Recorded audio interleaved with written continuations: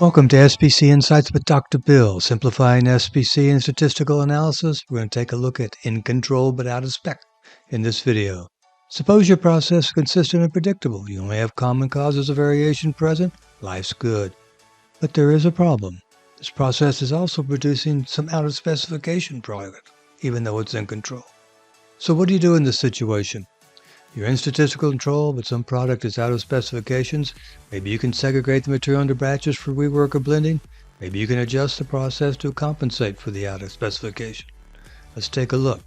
Dr. Wheeler said, so until you figure out how to reduce the process variation, and as long as the production process remains unchanged, the only rational action is to ship everything. What? Ship everything? Ship out of spec to the customer? Well, in this situation, you're already doing it most likely. Let's take a closer look why.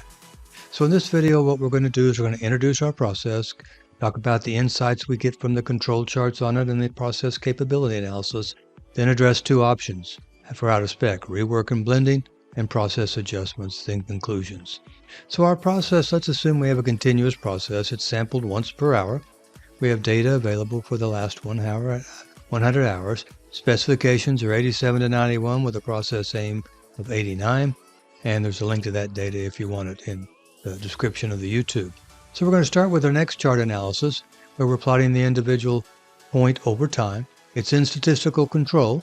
You can use this past then to predict the future. It defines what the process can do. From the control chart, you can see the process produces product from about 84 to 94. But our lower spec is 87 and upper spec is 91. So here's our moving range chart where we're plotting the range between consecutive points. Now, if the X or MR chart has an out of control point, we need to find the cause and eliminate it. But as long as the process remains in control, no action should be taken. No action? Well, what about out of specification product? What about what we're sending to the customer? You need to remember a control chart represents the voice of the process. The process doesn't care what your specifications are or what your customer wants. It just produces what you designed the process to produce. Now we can take a look at our process capability analysis where we take a look at our histogram, superimpose a normal curve on it, put in our specifications and nominal, and the specs are the voice of the customer. But as you can see in our analysis here, we have 16 points beyond the control limit. 16% of the materials out of spec. CPK is 0.35, we have a problem. The process is operating the best it can, but it's still making product that's out of spec. So what should you do? Let's take a look at two options that you can do. You can do multiple things. One is you can use the measurements to quantify batches for blending or rework, or you can use measurements to adjust the process. Unfortunately, neither of these work, and we will explore why now.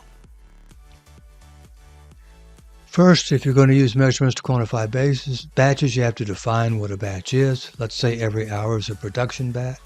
So if a sample's out of spec, the last hour of production is put on hold to rework, blend, or scrap. Sounds like a decent approach, doesn't it? Well, let's say sample 2 is out of spec.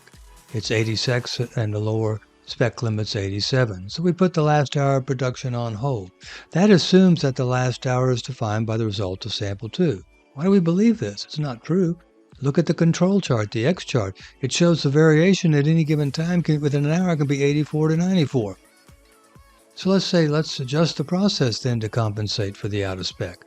So that's one approach is to adjust the process when a sample is above or below the lower spec limit. If results above the upper spec limit, we adjust the process aim downward. Sample 2 had a result of 86 below the lower spec limit and 3 below the process aim of 89, so we could increase the process aim to 92. What's that do? Does that help us reduce variation? Dr. Deming warned us about adjusting a process in statistical control. He said adjusting a stable process for a result that is overly good or overly bad will increase the variation in the process.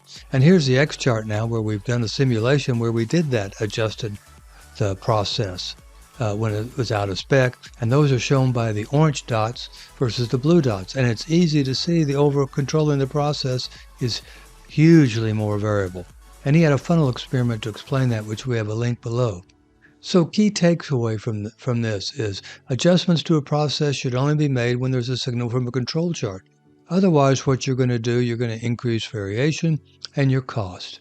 And the process capability analysis for the adjusted process shows that increase in variation clearly. Your CPK went from 0.35 down to 2.38, your sigma from 1.8 up to 2.9. So in summary, regardless of what you do, the customer is going to receive product that varies from the lower control limit to the upper control limit if it's in control.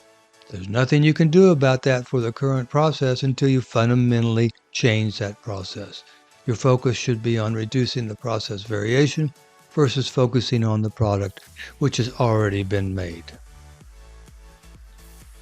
So let's end with these two ending quotes. So until you figure out how to reduce the process variation, and as long as the production process remains unchanged, the only rational action is to ship everything. And Deming, if you could reduce my message to minimus just to a few words, I'd say it all has to do with reducing variation. Thank you for watching our video. Click on the YouTube subscribe button. Please visit our website to get over 220 articles for free. We can make your own control charts. Thank you very much again for watching the video.